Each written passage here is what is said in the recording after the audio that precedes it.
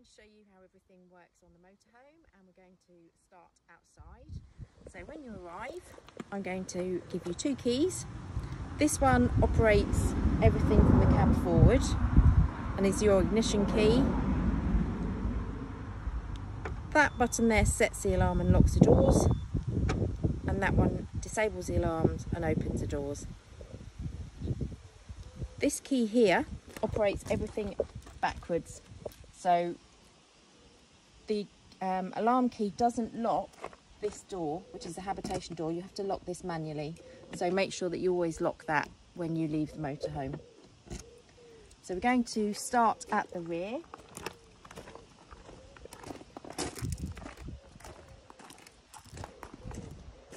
Now the motorhomes don't come with reversing sensors, they only come with reversing cameras.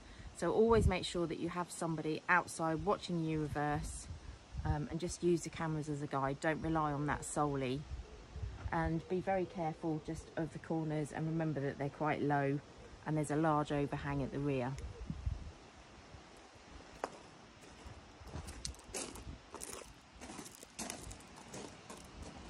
This big door here goes into the garage, and to open this you just unlock it like that, and you pop open those two buttons and then pull the door back. There's a little catch here and a little catch there, and when you open the door, push the buttons in and then just pop that into the catch, and it stops the door being caught by the wind and hitting you when you're going into the garage. Here are all the things that we will provide for you, which are normally kept in the garage. I'll just go through these. So these are warning triangles for use if you have an accident or breakdown. This is a kit that contains spare bulbs and another high-vis jacket and a small first aid kit. The fire blanket and the fire extinguisher will actually be in the motorhome in a cupboard. This is the cable for an electric hookup, and I'll show you how to use that in a moment. This adapter is if you are parked up outside your house, or if you're outside somebody else's house and you want to plug it into the mains, you just plug that into the wall and then plug the end of the cable into that little socket there. Toilet fluid and the blue cloth I will show you how to use in a moment. That's for use for the toilet. This is the water hose.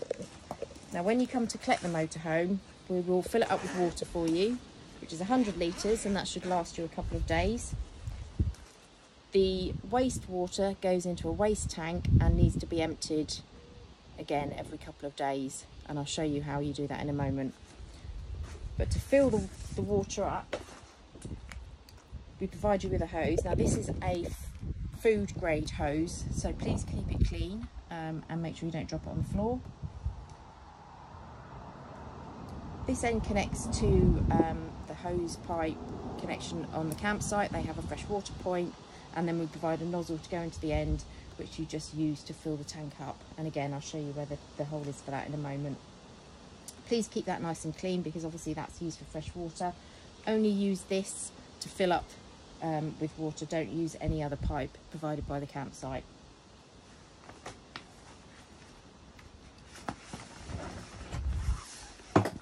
And the spare nozzle is in the bag as well.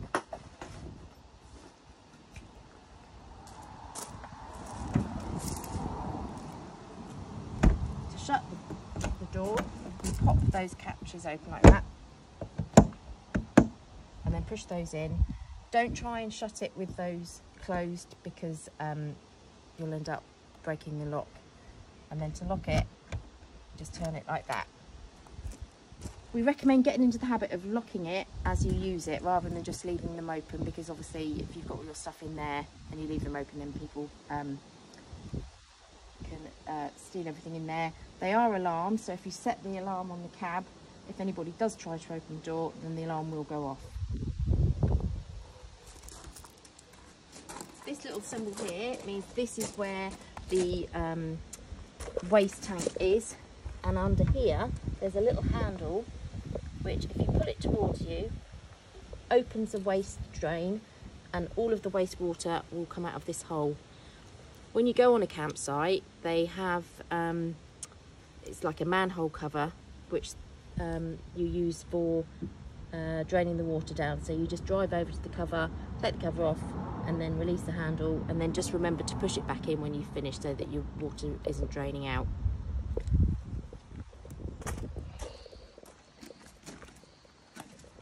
This cupboard here is where the gas bottles are stored. Now, because there's gas bottles in there, the seal on it is actually quite thick. So to open it, you have to apply just a little bit of pressure and then open the door. When you arrive at the campsite, to turn the gas on, there's a brass screw in here, and you just release that all the way to the very top. That then provides gas into the motorhome. When you have finished and when you're just about to travel, make sure that you turn this off, because gas has to be switched off when you're travelling. We provide one full bottle and whatever is left from the previous hire. So if you use a whole bottle and you need to change it over, you just remove that, make sure that that's screwed down, remove that catch, unscrew that daisy wheel, and there's a connector on there which you then push into that thread, and then you just tighten the daisy wheel up.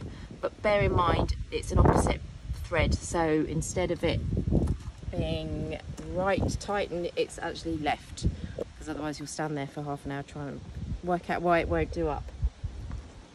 But again, the most important thing is to remember to turn the gas off before you leave. Now, we do have a checklist of things just to remind you to do when you leave a campsite, and that is on there, but always make sure that you read that before you leave. Now, to close this cupboard, you have to apply a slight amount of pressure on the door in order to be able to turn the key. If you don't, then you won't be able to turn the key, and if you force it, then you'll break it in the lock. This is the fresh water point. You just unscrew that with the habitation key, turn that, and there's the hole to put the nozzle in, and you just fill it up basically until it starts overflowing. It will take quite some time to do because it's a 100-litre tank, so you can stick the hose in and then just sort of have a wander around, do whatever you need to do, and then just turn it off when it starts to overflow. Make sure that you put that somewhere safe while you are filling it, and then when it's filled, you just pop that back on, and then make sure that you lock it back in place.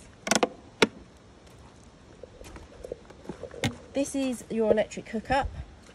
So when you get to the campsite and you want to use the electric, then make sure that you fit this into the camper van first, and then connect the cable to the socket at the campsite, and they will normally tell you which socket to use.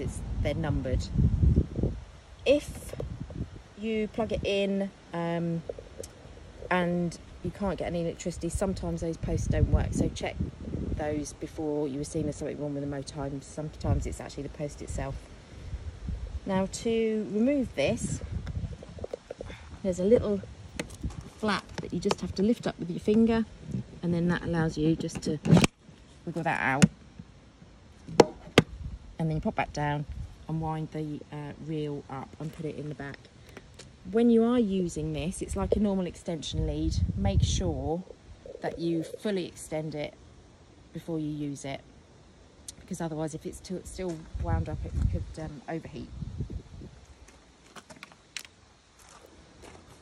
If you are having this particular motorhome, which is a Ford, the handbrake is actually quite unusual.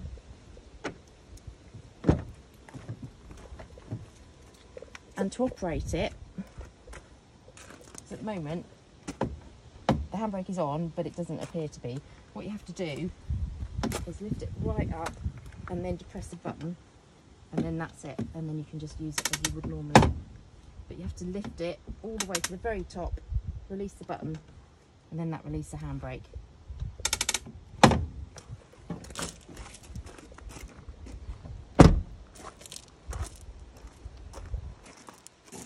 We also provide wing mirror protectors. because obviously they're wide, so there is a likelihood that you might just get knocked by a branch or a tree.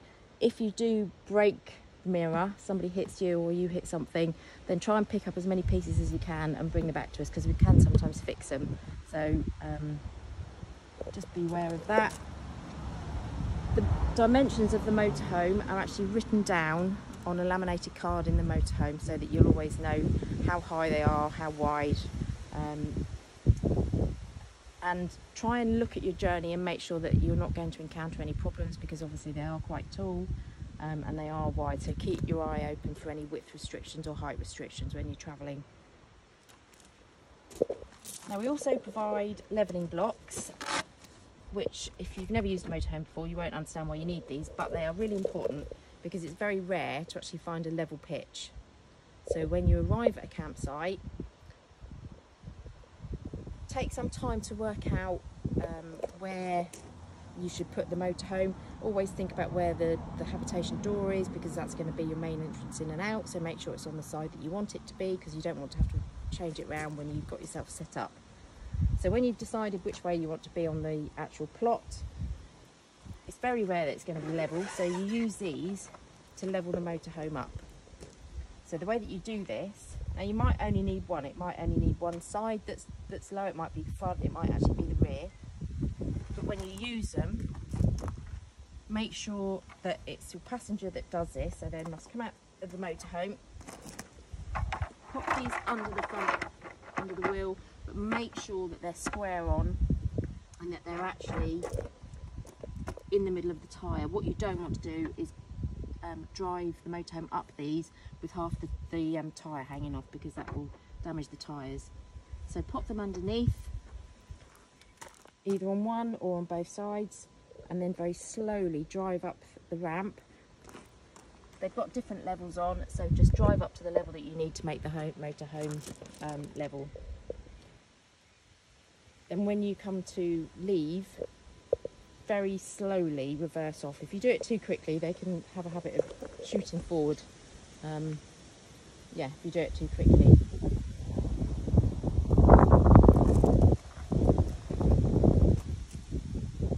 Most of the motorhomes have very large windows at the front, so please bear in mind that when you're driving along, and always keep an eye open for any sort of low-hanging branches or anything like that.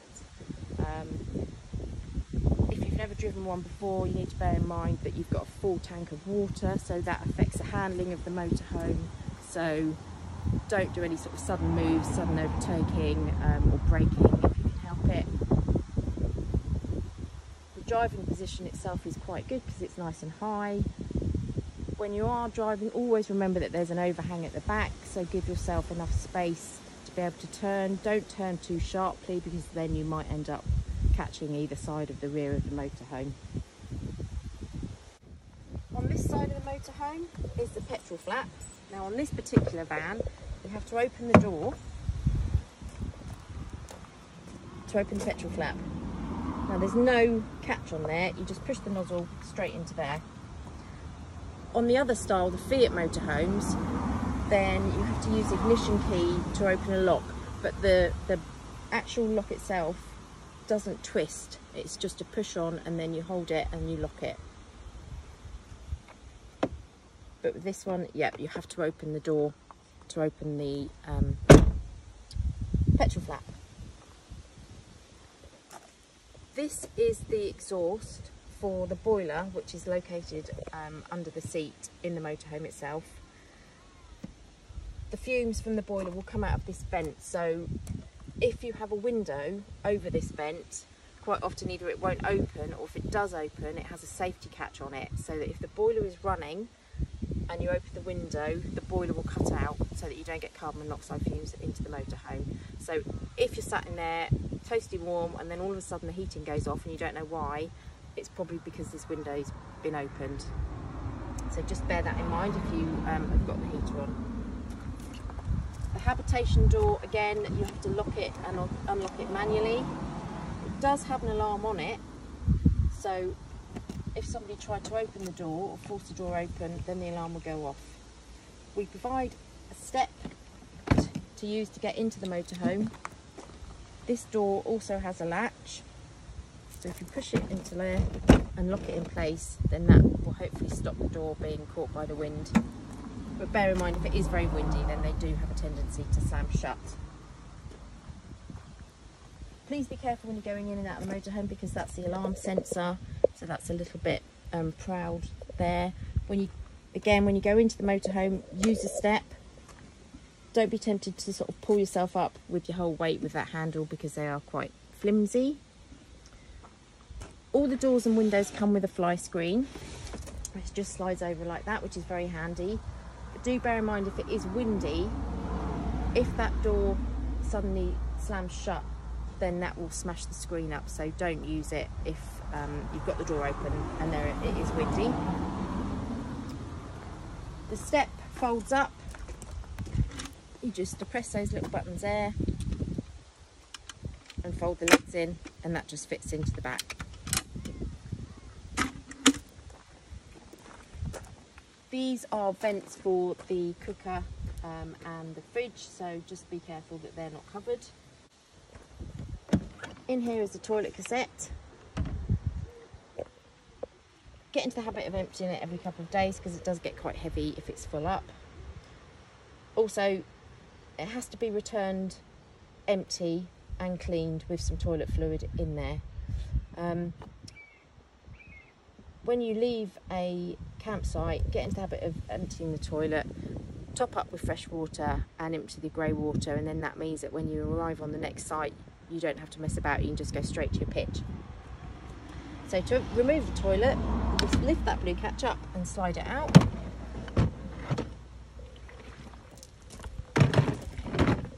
The places on campsites for you to empty the toilets are called Elson points. So you walk over to the Elson point, lift that up, unscrew that cap, and then just empty the contents into the hole. Use the freshwater pipe tap that they use, just to put a bit of water in there and swill it round, and then empty that again. If you're not sure, when you are emptying it, make sure you press that button at the same time, because that lets the air into the cassette. If you don't think that it's empty, just rotate that blue switch and then just have a look like that. Don't empty anything out of this hole, make sure that you only use that to empty it. And then just slide that back in and make sure that you return that to that position. Otherwise, if you don't, if you pop it back in like that, you won't be able to use the toilet because the flap won't release.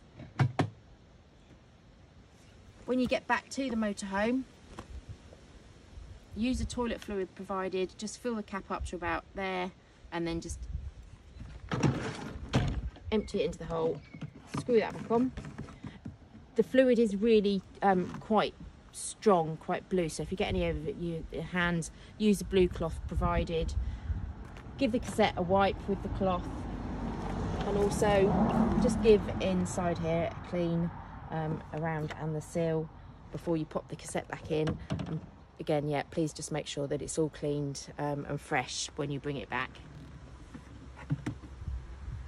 Don't put anything into the cassette other than just toilet paper. Don't put any baby wipes or anything like that in there because they're very difficult to get out. And then just pop it back in like that.